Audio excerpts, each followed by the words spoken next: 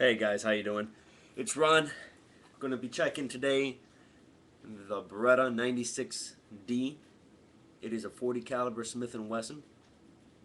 I have the whole grips on it, which, tell you the truth, are a little bit too bulky for my taste. But at the same time, though, I think the control on the shooting, actually shooting the weapon, has improved.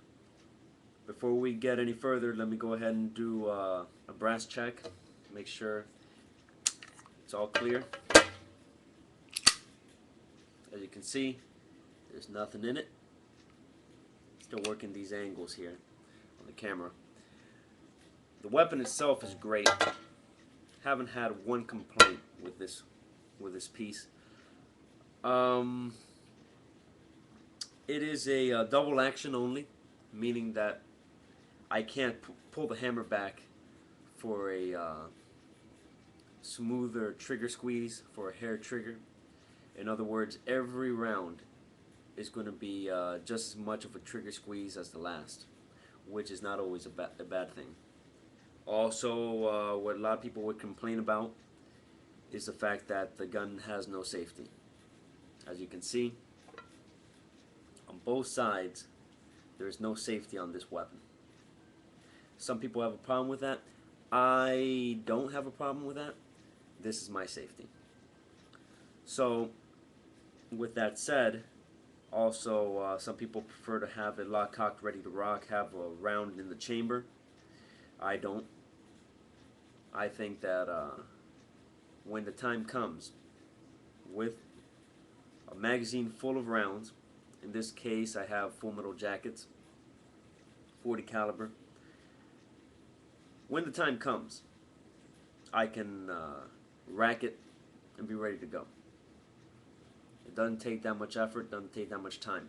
One thing I do like about the weapon is a unique design, which I use to brass check.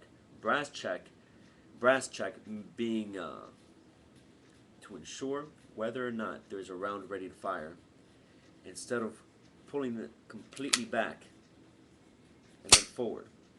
That will cause the round that was ready to pop out, and you might not want that. So a brass check will be touching this part right here and just pulling it back slightly to see if there's a round or not.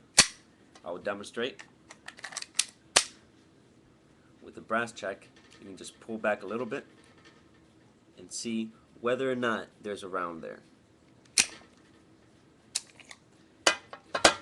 The 1911s, a lot of them, Kimber has a lot also. They actually have these little marks for some friction. They have it over here in the front for that specific reason, to do brass checks. I actually got this one at a pretty reasonable price for what it had. I got it for about $500. Actually about $450. It has a Trigicon sights. These things would be good for about 5 to 10 years, easy. They still have a pretty good glow to them. One thing I particularly like about the Beretta is the fact that it's easy to clean. A lot of people say the Glock is the easiest gun to clean. It sure as heck isn't the 1911. 1911 has too many pieces, falls all over the place. It's a great weapon, but there's a lot to it. This one you don't need the technique or the skill to open up the Glock, which the Glock you have to open up like this or do whatever. Here it's a button, a lever, slide open. When you slide it open, there's a spring operating rod, and there's the barrel. That's it. Taking my time and explaining to you how to do it, I took no more than 10 seconds. Which this gun is famous for all those movie scenes where, let's say, not particularly favorite movie of mine, but they do it. Jet Li in the movie Lethal Weapon 4. Mel Gibson goes to shoot the individual grabs the gun, presses the lever and the button at the same time, and slides it off. A lot of people say, oh, that's impossible.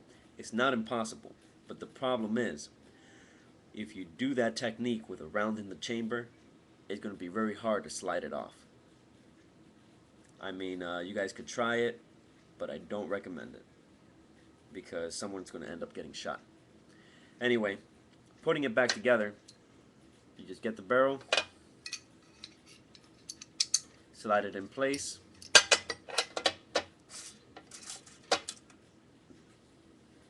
the rod, the spring, push it in place. If the barrel didn't move, ha! It's kind of hard to do it with the camera watching. I know I'm gonna get some comments, people saying, "Oh, yeah, but if it was a life or death situation, you wouldn't be able to do it." Yeah, when a life and death situation, I wouldn't be dismantling it. You can just slide it back. Also, when you're gonna slide it back, push the release, push it up. Keeps it open for a reason. You have not closed the lever yet. So if you don't close the lever, and you go ahead and you just slide it back, this slide is just going to fly right out of the handle. Close it, bring it on home. One particular thing that people are really going to recognize the Beretta is the fact that it has such a giant ejection port.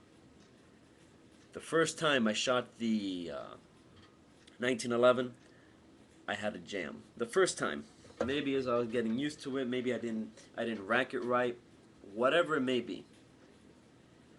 With the Beretta, I have not, to this day, and I've shot over 500 rounds through it, shoot probably over 1,000 rounds through it, have not had any problems loading or ejecting a round. And I've shot everything from hollow points to shoot 'em ups to reloads and to full metal jackets, which by the these are the full metal jackets. They're good weapons. I recommend them. You can actually even find outdated police issue ones, 40 caliber Smith & Wessons. You can find them at gun shops for about, if you have to pay any more than $450, they're ripping you off. You can find these. You can find them even cheaper if the bluing's messed up on them. But if you just want the weapon, you can blue it later. Bluing being the black color that you see on it. Get the weapon. It's a great weapon. Full metal jacket's probably overkill.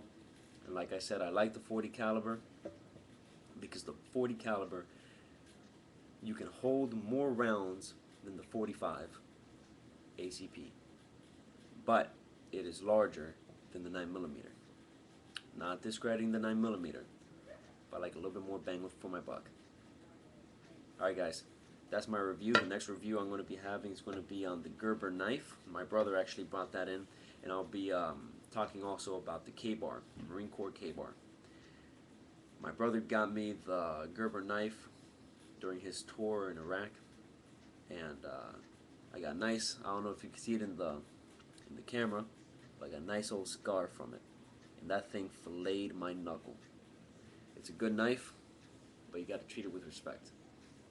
Alright guys, have a good one.